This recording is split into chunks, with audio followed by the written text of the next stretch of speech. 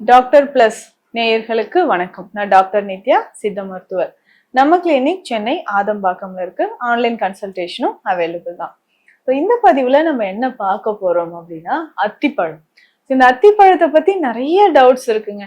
இதுல என்னெல்லாம் சாப்பிடலாம், இல்ல எவ்வளவு நியூட்ரிஷன் வேல்யூ இருக்கு, யாரெல்லாம் எடுத்துக்கலாம், இல்ல தினந்தோறும் இதை எடுத்துக்கலாமா? அத்திப்பழம் பொறுத்த வரைக்கும் நிறைய மருத்துவ குணங்கள் நிறைஞ்சிருக்கு. இன்னைக்கு இதை பயன்படுத்துவோரோட எண்ணிக்கையும் அதிகரிச்சிருக்கு, இதோட பயன்பாடுகளும் அதிகரிச்சிருக்கு. ஃப்ரெஷ்ஷா அத்திப்பழம் கிடைச்சா நிறைய பேர் வாங்கி நம்ம சாப்பிட்டுட்டு இருக்கோம். அதோட டேஸ்டும் எல்லாருக்குமே பிடிச்சது. குழந்தைகள், ஆண்கள், முக்கியமாக பெண்கள்.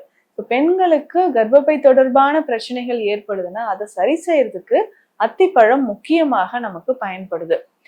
நிறைய பேருக்கு எண்டோமெட்ரியோசிஸ் இருக்கும், ஃபைப்ராய்டு யூட்ரஸ் இருக்கு, ஓவரிஸ்ல நமக்கு ப்ராப்ளம் இருக்கு அப்படின்னா இதை சரி செய்யறதுக்கும் நமக்கு அத்திப்பழம் பயன்படுது.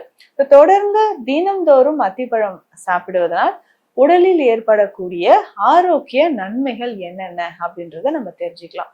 முதல்ல நமக்கு ஆரோக்கிய நன்மைகள் அப்படின்னு பார்க்கும்போது ரத்தம் விருத்தி அடையுது. அத்திப்பழம் இனிப்பு சுவை இருக்கக்கூடியது, துவர்ப்பு சுவை இருக்கக்கூடியது. அத்தி பிஞ்சு நம்ம பயன்படுத்தும் பொழுது ரொம்ப நல்லது.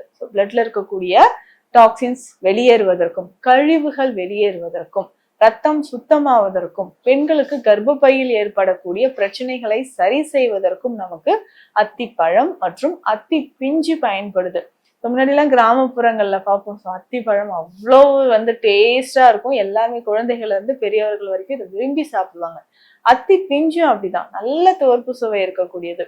பெண்களுக்கு கர்ப்பப்பை தொடர்பான பிரச்சனைகள், இர்ரெகுலர் பீரியட்ஸ் இருக்கு, முக்கியமாக வெள்ளைப்படுதல் பிரச்சனை இருக்குன்னா அத்தி பிஞ்சியும் நம்ம பயன்படுத்தலாம். இந்த அத்திப்பழம் இதயம் தொடர்பான பிரச்சனைகளுக்கு ரொம்ப ரொம்ப சிறந்தது. நிறைய மருந்துகள் சித்த மருத்துவத்தில் செய்யும் போது அத்தி மரத்தின் பட்டையை நம்ம பயன்படுத்துறோம்.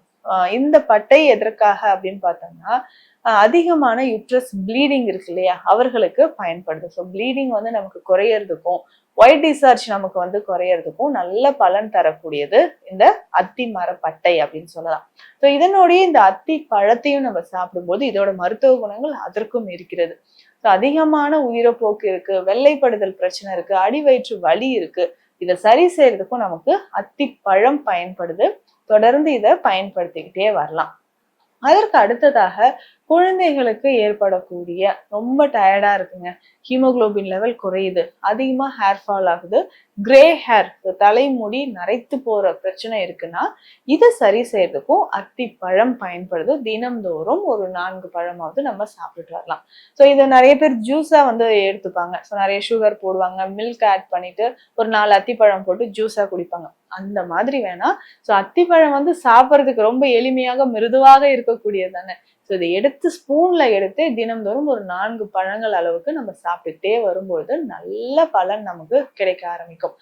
அத்திப்பழம் தொடர்ந்து நம்ம பயன்படுத்தும் போது உடல்ல ஏகப்பட்ட மருத்துவ குணங்கள் கிடைக்குது. உதாரணமா வயிறு புண்ணுங்க, நான் ரொம்ப நாளா எனக்கு ஆறாத அல்சர் இருக்கு.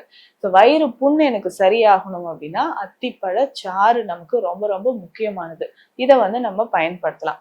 இதற்கு அடுத்ததாக அத்திப்பழ சாறு நம்ம பயன்படுத்தும் போது வயிறு எரிச்சல், ஐபிஎஸ், அடிக்கடி மோஷன் போகக்கூடிய பிரச்சனைகள், இது எல்லாமே சரியாகிறதுக்கு நமக்கு அத்திப்பழ சாறு பயன்படுது. உலர்ந்த ட்ரை ஃப்ரூட்ஸ் கடையில பார்த்தோம்னா இந்த அத்திப்பழமா நிறைய கிடைக்குது. இதை நம்ம பயன்படுத்தலாமா? இதையும் பயன்படுத்தலாம். நல்லா வாஷ் பண்ணிட்டு தண்ணீர்ல ஊற வைத்து அதுக்கப்புறம் இதை நம்ம சாப்பிடலாம். இல்ல மில்க் ஷேக் மாதிரியும் குடிச்சிக்கலாம். இல்ல இந்த அத்திப்பழம், உலர்ந்த திராட்சை, 2 பேரிச்சம்பழம் தண்ணீர் விட்டு நல்லா மிக்சியில அரைச்சு இதை கொஞ்சமா குழந்தைகளுக்கு தினம்தோறும் நம்ம பயன்படுத்தும் பொழுது உடலுக்கு நிறைவான நன்மைகள் நிறைய கிடைக்குது.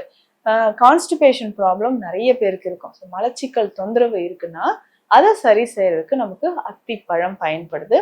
உலர்ந்த அத்திப்பழமும் நம்ம பயன்படுத்தலாம். நிறைய பேருக்கு இருக்கக்கூடிய மலச்சிக்கலை போக்குவதற்கு, மலச்சிக்கல் தொந்தரவு இருக்குங்க, நீண்ட நாளாக நான் மலச்சிக்கலால அவதிப்படுறேன் அப்படின்னு சொல்லுவாங்க. இந்த மாதிரியான பிரச்சனைகள் இருக்கக்கூடிய நபர்களுக்கு உலர்ந்த அத்திப்பழம் நமக்கு மிக சிறந்த ஒரு சொல்யூஷனை தருது அப்படின்னு சொல்லலாம். தொடர்ந்து இதை நம்ம பயன்படுத்தும் பொழுது பெண்கள், குழந்தைகள் இருந்து அனைவருக்குமே நல்ல நன்மை தரக்கூடியது.